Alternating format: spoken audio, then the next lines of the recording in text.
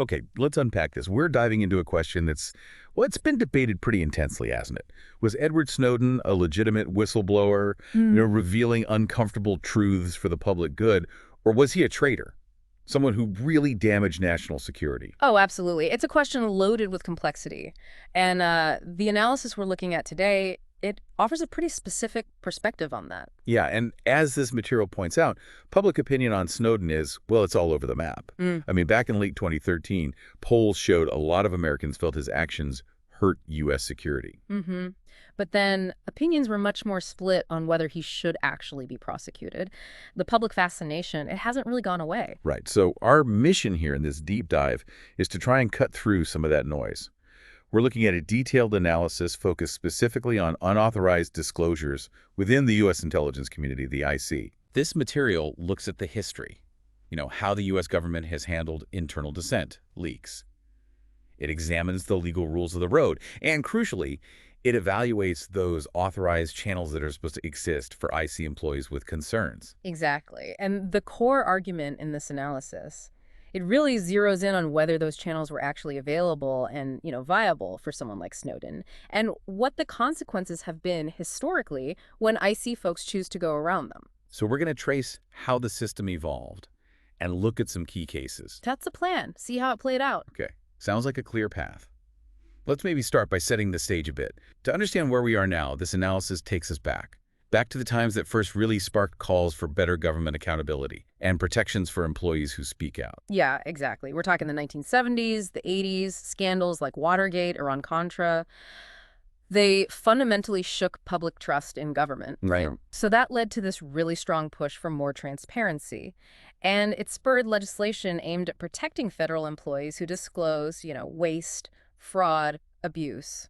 But, and this is key, this new push for protection, it didn't apply equally everywhere, did it? Especially not for agencies holding the government's deepest secrets. No, precisely. The analysis points out that a lot of that early legislation, it had explicit carve-outs, exemptions, particularly for intelligence agencies like the CIA, the NSA. Right.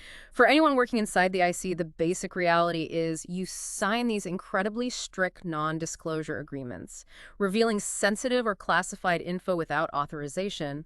The penalties are severe. What are we talking about? You're looking at losing your job, your security clearance just vanishing, massive fines, and potentially, serious prison time. Wow. So while protections were kind of emerging elsewhere in government, the IC stayed this uniquely high-stakes place. Handling information wrong could basically end your career, put you behind bars. That's the backdrop, yeah. This strict environment, it frames the whole complex legal world IC employees have to navigate. A landscape defined by some really powerful laws that, well, they pose huge challenges for anyone thinking about speaking out. And one of the biggest legal tools the government uses for leaks is actually surprisingly old. Very old. We're talking about the Espionage Act, right, from 1917. 1917. Yeah. That's the one.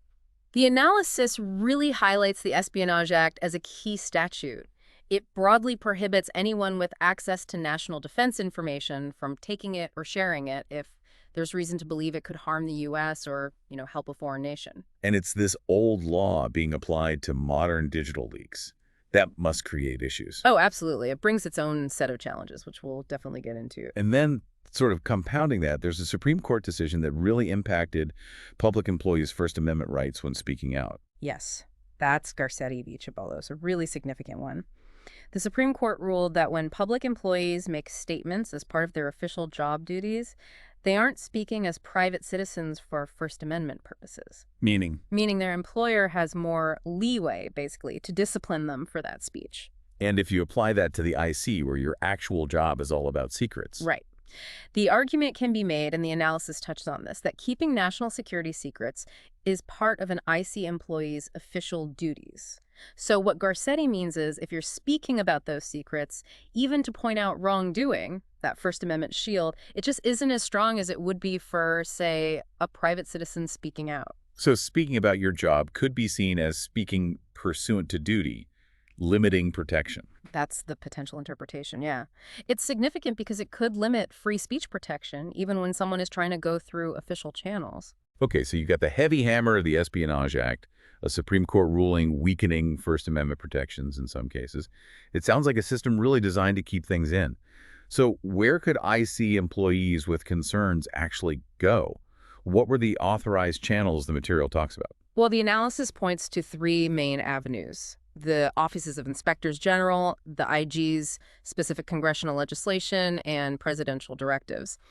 The material makes a pretty strong case that these channels, may be imperfect, but they represent the authorized path. The IG office seems pretty central here in this analysis.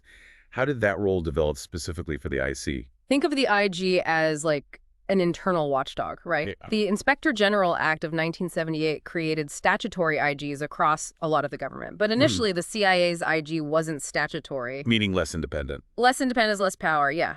But after Iran-Contra, the need for a stronger, more independent watchdog became really clear. So Congress made the CIA IG statutory in 1989. But, and this is a crucial point the analysis notes, the NSA and the NRO, the National Reconnaissance Organization, their IGs only became statutory positions much, much more recently. We're talking the Intelligence Authorization Act signed in July 2014. Wow, July 2014. That timeline is really interesting, putting some events in context, especially Snowden's actions in 2013. Exactly. So the IG is the watchdog. What's their specific role for whistleblowers? Well, their main purpose is oversight detecting fraud, waste, abuse. Under the law, employees with urgent concerns about agency stuff can submit them to the IG. And there are supposed to be protections against reprisal if the concerns are raised in good faith. And the IG has to act on these. They're mandated to assess the concerns, yeah. Yeah. And report the really serious or flagrant problems up the chain to the agency director, and then under certain conditions to the Congressional Intelligence Oversight Committees. But wasn't there a potential roadblock? Something about national security. Yes, there was. The law included a provision allowing the director to basically block an IG investigation if they decided it was necessary to protect vital national security interests. It shows that inherent tension built right into the system. Okay. So beyond the IG, Congress also tried to create clearer paths over the years, several attempts. Absolutely. They definitely tried to thread that needle, allowing reporting while still safeguarding classified info. It was a complex process, though. The Whistleblower Protection Act of 1989, which was a big step for most federal employees, Didn't apply to the IC. explicitly excluded them, yeah. So that didn't help IC employees much. Right. Then came the Intelligence Community Whistleblower Protection Act, the ICWPA, in 1998. This one did try to build a channel specifically for the IC, allowing reporting to Congress through the IG. Right. But critics felt it still didn't really go far enough in protecting against reprisal. And critically, the analysis points out, disclosing to anyone other than the designated IG or committee, you could still be in big trouble under the Espionage Act. So channels were being built, maybe, but they weren't necessarily seen as fully safe or effective yet. That's the tension the analysis really digs into. Now, fast forward to the Whistleblower Protection Enhancement Act, WPEA, in 2012. This added some pretty significant layers of protection. Like what? Like protecting you even if you weren't the first person to disclose something, or if you discussed concerns with coworkers or supervisors, or even if you were blowing the whistle as part of your regular job duties. Though even this act still had some agency exclusions. Okay, getting stronger. And then remember that July 2014 Intelligence Authorization Act, the one that made the NSA IG statutory, it also explicitly mandated no adverse consequences for bringing concerns to the appropriate directors, IGs, or congressional committees. So you can really see an evolution here. These potential avenues were getting clearer, especially the years right around 2012, 2013, 2014. And the executive branch also chimed in. Yes, Presidential Policy Directive 19 PPD 19 back in 2007. It reinforced the idea of protecting authorized disclosures, highlighted the IG panel as a route, and outlined potential remedies like compensation if retaliation happened. But here's a fascinating point, and the analysis really highlights this nuance. Alongside all these efforts to build authorized channels, the Obama administration, even while talking up the importance of whistleblowers generally, took a very tough stance against national security leaks. That's a crucial piece of the puzzle. Yeah.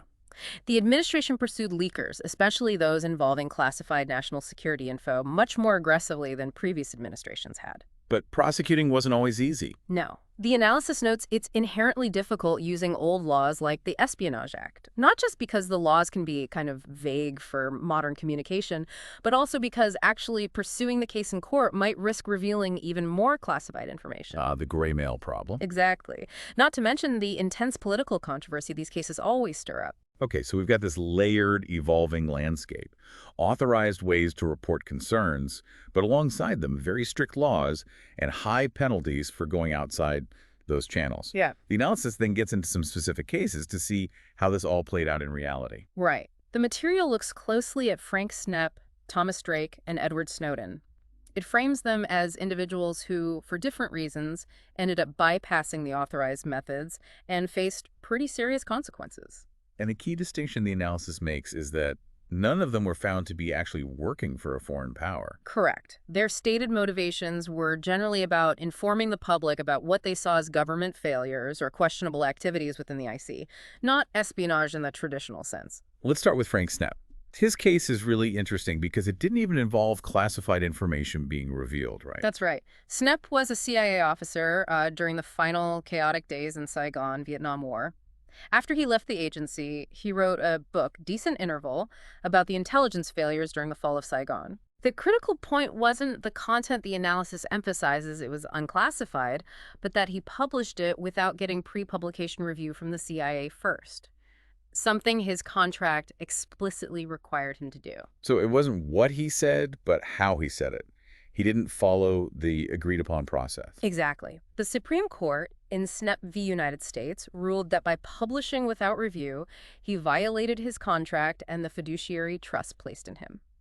The CIA argued, and the court agreed, that even disclosing unclassified info related to intelligence without review could hurt national security. How so? By making foreign sources hesitant to cooperate, worried their relationship might be exposed. The principle was, even if the information isn't classified, you're still bound by your contract regarding the process for review. Wow. So even an unclassified book got him in trouble for skipping the process. What happened to Snepp? He had to forfeit all the profits from his book. They went into a constructive trust for the government. And he was put under a lifelong pre-publication review requirement for anything he wrote about intelligence matters in the future. That's significant. Yeah. The analysis notes Snepp saw it as an attempt to chill potential whistleblowers, but legally, the finding was simply that he broke his contract by not using the authorized review process. Okay, next up, Thomas Drake. His situation seems to foreshadow some of the concerns we saw later with Snowden, particularly about NSA activities. Very much so. Drake was a senior executive at the NSA. He got pretty disillusioned with what he saw as massive government waste. Specifically, the agency ditching a more cost-effective surveillance program he liked, Thin Thread, for a much more expensive one. And more than just waste. Yes, more significantly, he also had deep concerns about what he saw as the abandonment of constitutional safeguards against warrantless surveillance. Big Fourth Amendment issues. Did you try internal channels first? The analysis states he reportedly did raise his constitutional concerns to his boss and also to the NSA's general counsel. And a congressional aide was also reportedly looking into concerns about NSA programs, which Drake was connected to. But here's a key point the material emphasizes. Drake apparently never explicitly filed an IG report himself about those constitutional issues before his leak started. Now, he was reportedly a source for an IG report filed by a developer about government waste. Ah, so there was an IG report, just not filed by him on the constitutional stuff. Right, focused on waste, filed by someone else, and that report was classified. Did that IG report lead anywhere? Well, the analysis notes it apparently did spark some criminal fraud inquiries. But Drake reportedly felt there was no real impactful response to the core issues he was concerned about, especially the surveillance issues. Facing that frustration, he reportedly turned to leaking info to the media. He called it the nuclear option. And the consequences were severe, at least initially. The FBI raided his home. He was indicted under the Espionage Act, facing potentially, 35 years in prison. Huge charges. But the case didn't quite go as planned for the prosecution. No, it ultimately collapsed, as the analysis puts it. The government ran into big problems trying to prove its case without revealing even more classified information in court, that gray mail issue again. And it turned out much of the information Drake had leaked was either unclassified or eventually got declassified. So a dramatic start, but a much less severe outcome in the end. Right. The most serious charges were dropped. He ended up pleading guilty to just a misdemeanor count, exceeding authorized use of a computer, got probation and community service. And the analysis points out a critical timeline difference here compared to Snowden. Yes, very important. Drake's leaks reportedly began around 2006. That was before PPD-19, and the WPEA reforms we talked about had created some of those newer, enhanced whistleblower protections and defined channels. So he didn't have access to those specific mechanisms at the time he reportedly started leaking. Which brings us, finally, to Edward Snowden, the central figure in this whole debate. His situation, it shares some parallels with Drake, but there are key differences, right? Especially the classification level and the timing relative to those reforms. Absolutely. Huge differences highlighted in the analysis. Snowden, an NSA contractor, took a truly vast amount of top-secret information, left the country, released it globally. A different scale entirely. Completely. The analysis draws a really stark contrast with Drake on several fronts. First, the information Snowden disclosed was highly classified. Second, the analysis states, pretty unequivocally, that its release caused grave harm to American interests. How so? Impacting intelligence operations, damaging relationships with foreign partners, hindering efforts against terrorism, cybercrime, weapons proliferation, you name it, with mitigation costs apparently running into the billions. And he faced charges very quickly after the leak started in 2013. Yes, June 2013.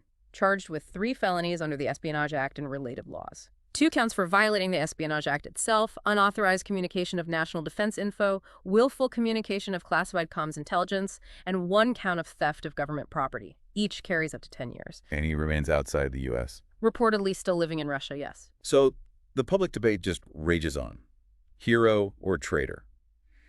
The analysis does acknowledge that Snowden's disclosures did lead some people, even high-profile figures like former Secretary of State John Kerry, to publicly question if some NSA surveillance had gone too far. That perspective is definitely noted. However, the central argument of this analysis is that Snowden blatantly violated his clearance, his contracts, by taking and disclosing highly classified information.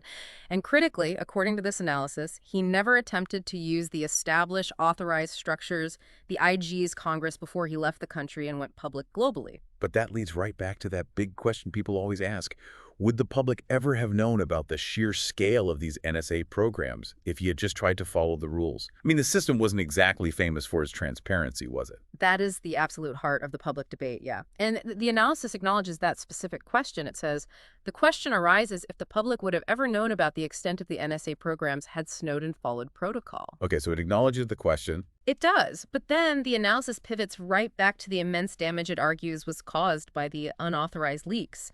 Foreign intelligence sources changing how they operate, adversaries gaining insights into U.S. methods, that kind of thing. It reinforces the view that authorized channels did exist when Snowden acted, and he reportedly chose not to use them. So what specific authorized channels does the analysis argue were available to Snowden back in 2013? In 2013, the analysis argues Snowden could have gone to the NSA IG's office or to the congressional oversight committees. Now, while the NSA IG didn't become statutory until July 2014, the office itself existed. Right. And the WPEA enhancements offering more protections had passed in 2012. PPD-19 had been in place since 2007. The analysis even quotes the NSA IG at the time, George Ellard, saying the hotline for reporting concerns was active and successful. So the argument is the mechanisms were there. The argument presented here is yes, the mechanisms were there. Taking his concerns to the NSA IG or to Congress could have triggered an investigation, potentially address his concerns, but without the massive global security costs that came with his disclosures of highly classified data. And the conclusion of this analysis. It concludes that by choosing to bypass these legislative and presidential protections and instead disclosing highly classified information globally, Snowden essentially sealed his own fate, at least in the legal and security context framed by this analysis. Okay, so connecting the dots across these 3 cases, Snep, Drake, Snowden, what's the overall story this progression tells us, according to this analysis? It really shows a constant tension, doesn't it? On one side, you've got this definite evolution, this progression in building legal protections and authorized channels for IC employees to raise concerns internally or to Congress, moving from basically exclusion to dedicated processes, enhanced safeguards, especially right around 2012, 2013. But on the other side? On the other hand, you have ongoing, very strict enforcement against unauthorized leaks, especially when highly classified information is involved and it's deemed harmful to national security. And this analysis places Snowden squarely in that second category, arguing that because he bypassed the channels available to him at the time, his actions fall outside protected whistleblowing and into unauthorized disclosure territory, with all the severe consequences that entails. Exactly. That is the core argument presented in this analysis. While acknowledging the system might not be perfect, it insists authorized channels did exist and were, according to the NSA IG, being used. Therefore, from this specific perspective, Snowden's culpability stems from his choice to bypass those routes and leak classified information globally. It really underscores that inherent conflict, doesn't it? Between the public's desire for accountability, for transparency, and the government's perceived need for secrecy in intelligence work, especially when that secrecy is deemed vital for national security. A fundamental tension. So what does all of this mean for you listening to this deep dive right now? Well, understanding this really complex history, the evolving legal frameworks, these specific cases like Snap, Drake, and Snowden, it's crucial. This isn't just some academic discussion about things that happened years ago. It's directly relevant to the debates we're still having about government surveillance, your individual privacy, national security, and, the right ways to hold powerful government institutions accountable. Yeah. The analysis we've explored, it lays out one clear perspective on whether the existing systems are enough and what the consequences are when people choose to operate outside them. It helps you, the listener, understand the different sides of this debate and how information, especially secret information, gets managed or sometimes mishandled in a democracy. This deep dive into the analysis, it definitely gives us a much clearer view of that really intricate landscape. We've traced the evolution of IC whistleblower protection, looked at that critical difference between authorized and unauthorized disclosure, examined the legal fallout, and seen how cases like Snap, Drake, and especially Snowden just highlight the enormous challenges and stakes involved here. It really hammers home the analysis point. The system evolved, sure, but the consequences for unauthorized leaks of classified info remain incredibly severe, particularly when, as this analysis argues happened with Snowden, authorized channels were reportedly available but bypassed. Okay, as we wrap up this deep dive, here's maybe a final provocative thought for you to chew on, drawn directly from the timeline presented in the material we discussed. Given the acknowledged costs and controversies around unauthorized leaks like Snowden's, and the fact that some pretty significant reforms like the NSA IG becoming statutory with better reporting lines actually happened after his disclosures forced the issues into the spotlight. Does that timeline maybe suggest something else? Suggest what? Well, does it suggest that sometimes, even when official channels exist, maybe only a truly disruptive, unauthorized act can generate enough public attention to actually catalyze meaningful systemic change? That's a question that cuts right to the heart of the tension, doesn't it? Following the rules versus forcing reform. A tension certainly highlighted by the sequence of events laid out in this analysis. Something to think about. Yeah. Thank you for joining us for this deep dive into the very complex world of intelligence community whistleblowing.